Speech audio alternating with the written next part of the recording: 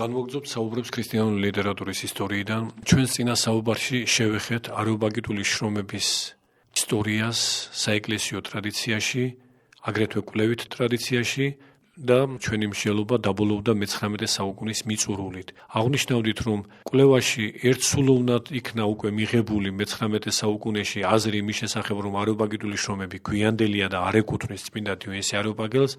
უმთავრესი არგუმენტი ამისი გახლდათ ის, რომ ადრეულ ეპოქაში ამ შრომებს არავინ არ ახსენებს, ვიდრე მე-6 საუკუნის დამდეგამდე, მაგრამ მე-19 საუკუნის მიწურულს ამავე თვალსაზრისის დასაბუთებისათვის მეორე არგუმენტიც გამოიკვეთა თითქოს ხსენებულ მკვლევართა მიერ, რომლებიც ჩვენ ვახსენეთ შტიგლმანი და კოხი, რომლებმაც სწორედ ეს აზრი წამოაყენეს, რომ პროკლე დიადოხოსის გვიანანტიკური მოღვაწის მე-5 საუკუნის ცნობილი ნეოპლატონიკოსის შრომების გამოძახილი და კვალი შეიმჩნევა არეობაგიტულ თხზულებებში. 1900 წელს გამოვიდა ცნობილი ვრცელი მონოგრაფია კოხისა, სადაც ეს საკითხი დეტალურადაა განხილული, პარალელური ტექსტებია მოტანილი და დასკვნა მისთვის ყოველ შემთხვევაში სრულიად ერთაზროვანია, რომ არეობაგიტული შრომები დაწერილია პროკლე დიადოხოსის შრომათა გავლენით და შესაბამისად მათზე გვიანდელია. მომდევნო კვლევაძიება მე-20 საუკუნის დამდეგიდან მაგისტრალური ხაზით სწორედ ამ ნიშნით წარიმართა, რომ არეობაგიტული შრომები არის გვიანდელი, მე-5 საუკუნის მეორე ნახევარზე ადრინდელი არა, პროკლე დიადოხოსის მოღვაწეობაზე უფრო გვიანდელი ეპოქისა და ეს მაგისტრალური ხაზი ეს იყო, ამის უფრო დაკონკრეტებას ცდილობდნენ ცალკეული მკვლევრები მოგვიანო პერიოდში და ასევე ცდილობდნენ ისიც დაედგინათ, თუ რომელ რეგიონში უნდა დაწერილიყო ეს შრომები. ჩვენ საკუთრივ შრომების მოხსენებას ამ შემთხვევაში თავს ავარიდებთ, რომ არ გადავტვით რწმენელი, ძირითად მომენტებზე მოგახსენებთ. როგორც აღნიშნეთ, კვლევა, ასე ვთქვათ, ფილოლოგიური კვლევა მივიდა იმ დასკვნამდე, რომ პროკლე დიადოხოსის შრომებს ეყრდნობა არეობაგიტული თხზულებები. მოგვიანებით ზოგიერთმა მკვლევარმა უფრო მეტი დაკონკრეტება შემოიტანა, ასე ვთქვათ, კერძოდ მათ მიიჩნიეს, რომ არეობაგიტულ შრომებში განსაკუთრებით შესამჩნევია პროკლეს ცნობილი თხზულების კომენტარები პლატონის დიალოგზე სახელწოდებით ალკიბიადე, აი ამ კომენტარების გავლენის კვალი. საზოგადოდ პროკლე, რომელსაც ახასიათებდა უაღრესად დიდი და მართლაც ადამიანური შესაძლებლობებისთვის მიუღწეველი შრომის უნარიანობა და ნაყოფიერება თხზულებების წერის მხრივ და ჭეშმარიტად განსაკვირველია მისი პროდუქტიულობა, ჩვენ ვთვლით, რომ ასეთი პროდუქტიული და ნაყოფიერი ავტორი თითქმის არ ჰყავს კაცობრიობის ისტორიას ამ ძველ პერიოდში.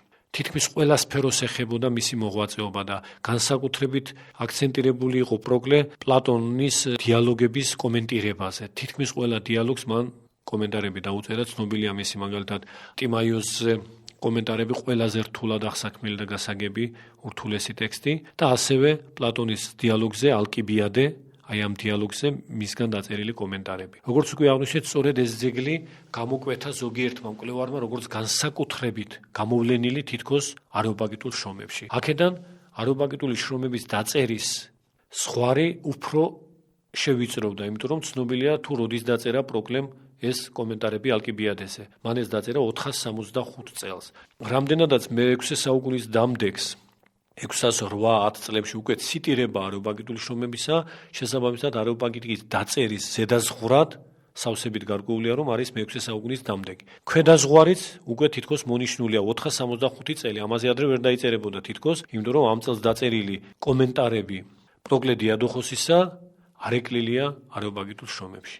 სხვა ზოგმა მკვლევარმა კიდევ უფრო დაავიწროვა ეს დაწერის ჩარჩოები, მათ მიიჩნიეს, რომ არეობაგიტული თხზულების, კერძოდ პირველი შრომის საღვთოთა სახელდათვის ერთ ადგილას აშკარად ჩანს თითქოს ცნობილი დოგმატური აღსარებითი ფორმულის მრწამსის ლიტურგიკაში დაკანონებულობა. მრწამსი ნიკეა კონსტანტინოპოლის მრწამს, რასაც უწოდებთ ჩვენ ახსარებით ფორმულას, თავიდანვე საეკლესიო მსახურებაში ჩართული არ იყო. ესე იგი ლიტურგიკაში ის არ იგალობებოდა. ცნობილია, რომ 475 წელს ცნობილმა პეტრე ანტიოქიის პატრიარქმა დააკანონა ლიტურგიაში მრწამსის გალობით აღვლენა, რაც დღესაც ხდება. ამიტომ ზოგმა მკვლევარმა, როდესაც არეობაგიტულ ერთ წინადადებაში თითქოს ეს ამოიკითხა, თუმცა გარწმუნებთ, რომ იქ მსგავსი არაფერი არ ჩანს, მაგრამ კვლევითი ფანტაზია ზოგჯერ ისეთია, რომ დაუნახავს და ინახავს. აი ამგვარი მცდელობა იყო ერთ-ერთი მკვლევრისგან, რომ მისი აზრით ერთ-ერთ არეობაგიტულ აბზაცში თითქოს აშკარად გამოსჭვივის ის მონაცემი, რომ მრწამსი ეკლესიაში იგალობება. და რამდენადაც ეს 475 წლიდან იწყება, ესე იგი არიოპაგიტული შრომები მანამდე ვერ დაიწერებოდა. ასე რომ 465 წლიდან გადავინაცვლეთ 475 წლამდე, უფრო დავიწროვდა, ესე იგი ზედა და ქვედა ქრონოლოგიური ზღვარი არიოპაგიტიკის დაწერისა.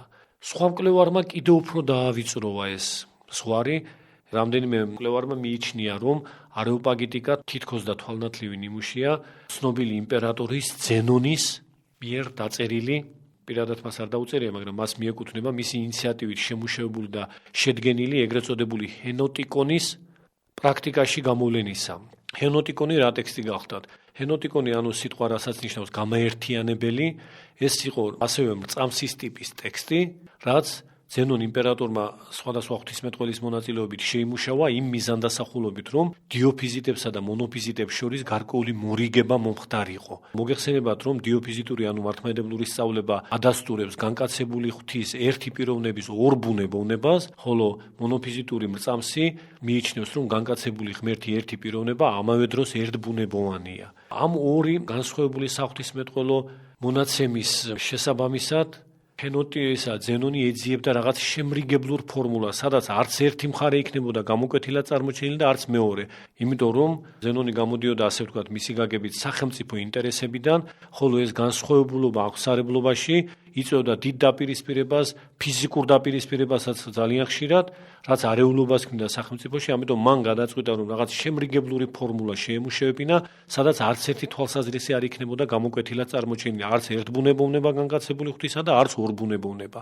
აი ასეთი ჰენოტიკონი მან შეიმუშავა და ზოგიერთი მკვლევარი თვლის, რომ არიოპაგიტული შრომებში რამდენადაც მკვეთრად არც ორბუნებოვნებაზე გვაუწყებენ და არც ერთბუნებოვნებაზე, აი ამ ზენონის ჰენოტიკონის გავლენის ქვეშაა. და შესაბამისად მას შემდეგ უნდა დაწერილიყო, რაც ჰენოტიკონი უკვე შემუშავდა და დადგინდა და გამოქვეყნდა. ხოლო ცნობილია, რომ ჰენოტიკონი სწორედ 491-482 წლებში დადგინდა და გამოქვეყნდა. ასე რომ ამ 491-482 წლების შემდეგ უნდა იყოს თითქოს არიოპაგიტული შრომები დაწერილი. როგორც ხედავთ, მართლაც უაღრესად დავიწროვდა ეს ქრონოლოგიური საზღვრები, თუ 608 წელი ზედაზღვარია, 508 წელია ზედაზღვარი, ქვედაზღვრად შეგვიძლია 482 წელი მივიჩნიოთ და სულ რაღაც, ესე იგი 20 წლის ფარგლები კონკრეტდება და ასეთი ბედნიერი შემთხვევა ჩვენ არ გვაქვს, არათუ ისეთ იდუმალებით მოსილ შრომებთან დაკავშირებით, როგორც არიოპაგიტიკა, არამედ საყოველთაო ცნობილ ღვთისმეტყველთა შრომებთან დაკავშირებითაც კი. საზოგადოოდ, რომელი შრომა როდის დაიწერა, თუნდაც წმინდა ბასილიდის, გრიგოლ ნოსელის, გრიგოლ ღვთისმეტყველის, ეს დიდი პაექრობების საგანია და რაიმე ასეთი ზედმიწევნითი თარიღი თუ თვითონ ძეგლს არ ახლავს, ჩვეულებრივ ვერ დგინდება, თუნდაც გაცილებით გვიანდელი მოღვაწეებისა, რა თქმა უნდა. სხვა რო არაფერი ვეფხისტყაოსანი როდისაა დაწერილი, რა თქმა უნდა, ამის დადგენა უაღრესად დიდ სირთულეებთანაა დაკავშირებული, რომ არაფერი ვთქვათ იოანე ბედრიძის არათუ შრომებზე, საერთოდ მოღვაწეობაზე, იმიტომ რომ მიიჩნევა მკვლევართა გარკვეული ნაწილის მიხედვით, რომ დაუშვათ იოანე ბედრიძე მე-11-მე-12 საუკუნეების მიჯნის მოღვაწეა, თუმცა სხვა მაგალითად ჩვენი თვალსაზრისია პირადად, რის შესახებაც რამდენიმე სტატია ჰქონდა, რომ იოანე ბედრიძე არის მე-12 საუკუნის შუა წლებისა და მეორე ნახევრის მოღვაწე. ასე რომ ეს გაურკვევლობანი გაცილებით გვიანდელ მოღვაწეებთან დაკავშირებით სახეზია და ამ დროს რაღაც ისეთი ბედნიერი აღმოჩენები მოხდა თითქოს არიოპაგიტიკასთან დაკავშირებით, რომ 20 წლიანი ფარგლები დაკონკრეტდა 482-508 წლები.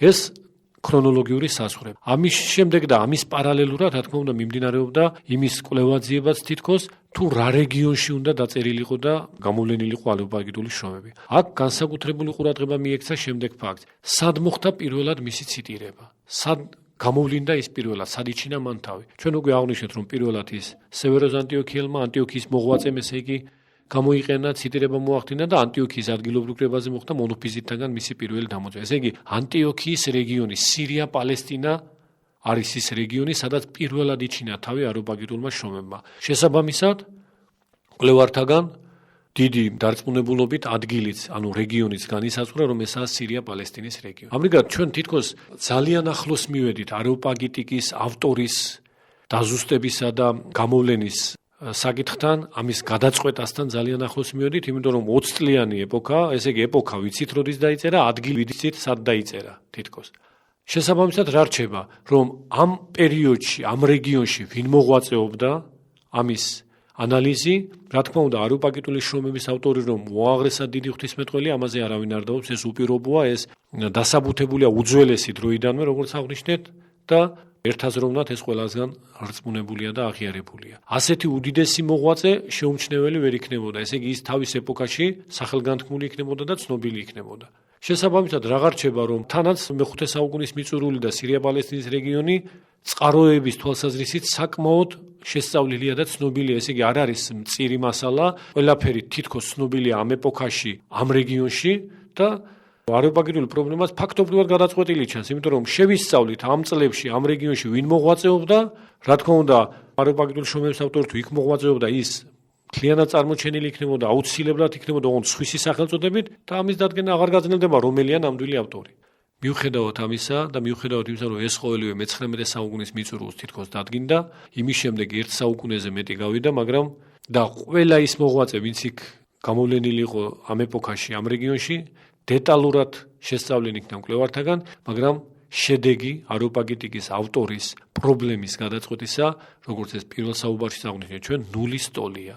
ვერც ერთი კანდიდატი ამა თუ იმ კვლევრისგან წამოყენებული არუპაგიტიკის ნამდვილ ავტორად, ეგრეთ წოდებულ ნამდვილ ავტორად, ვერ შენარჩუნდა ამ კანდიდატობის ხარისხზე. სხვა მკვლევარმა ისეთი გამანადგურებელი კრიტიკა დაწერა ყველა ამგვარ კანდიდატზე, ესე იგი ერთ კანდიდატს წამოაყენებდა, მეორე გაანადგურებდა ამ თეორიას, შემდეგ თვითონვე წამოაყენებდა ეს მეორე სხვას, მას კიდევ სხვა გაანადგურებდა და ეს განადგურებანი ყოველთვის ობიექტურია, ყოველთვის ეჭვს აღარტოვებს, რომ ის არ შეიძლება ავტორი იყოს და ახალ-ახალი კანდიდატები წამოყენდება.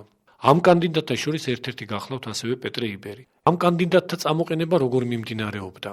კანდიდატები ყველა ნიშნით იქნებოდა შესწავლილი, ესე იგი, მათი მოღვაწეობის, საკუთრივ პრაქტიკული მოღვაწეობის თვალსაზრისით, მათი შრომების საღვთისმეტყველო ანალიზით და ყოველ მხრივ უნდა მიღებულიყო ამგვარი დასკვნა, რომ აკმაყოფილებს არუპაგიტიკის ავტორის პირობებს, ავტორისადმი წაყენებულ პირობებს, განსაკუთრებით საღვთისმეტყველო კუთხით. რაღაც პარალელი, რაღაც მსგავსება, განსაკუთრებით იდენტობა, ანუ იგივეობა საღვთისმეტყველო ნაზრებში შესამჩნევი უნდა ყოფილიყო.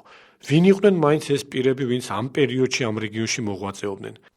ძირითადად ესენი გახდნენ თუნდაც იგივე სევეროზ ანტიოქიელი, რომელიც ჩვენ ვახსენეთ, სევეროზ ანტიოქიელის გარდა ცნობილი ესაია ღაზელი, ესაია ასკეტი, ენიოს ღაზელი, ფილოსოფოსი, პეტრე იბერი, ზაქარია რიტორი და კიდევ შედარებით ნაკლებ მნიშვნელოვანი სხვა მოღვაწეები. ძირითადად აი ეს პირები გახდათ.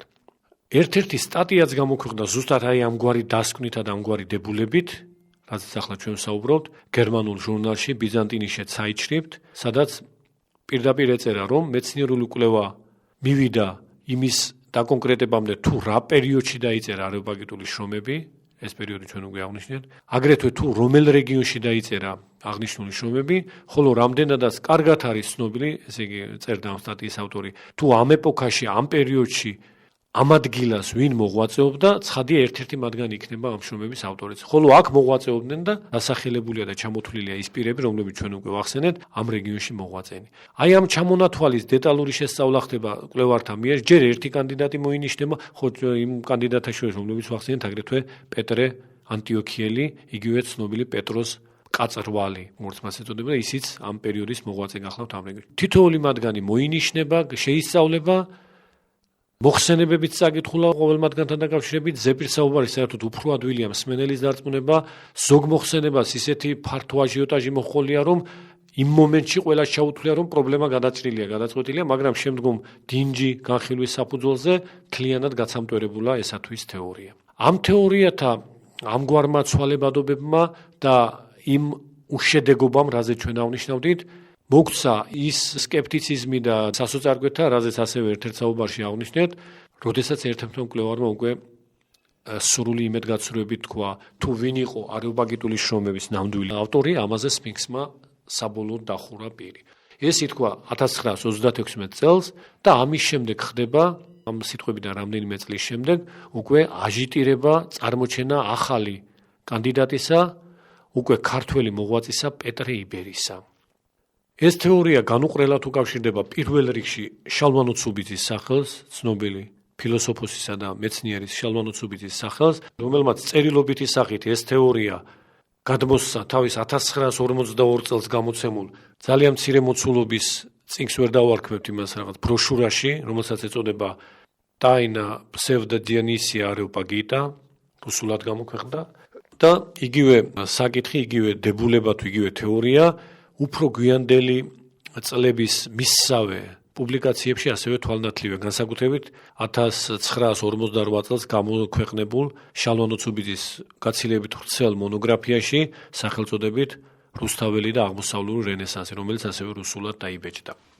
ესე იგი 40-იან წლებში ამ თეორიას პეტრე იბერის ავტორობას და ავტორობის კანდიდატად პეტრე იბერის წარმოდგენას ასაბუთებს შალვა ნოცუბიძე.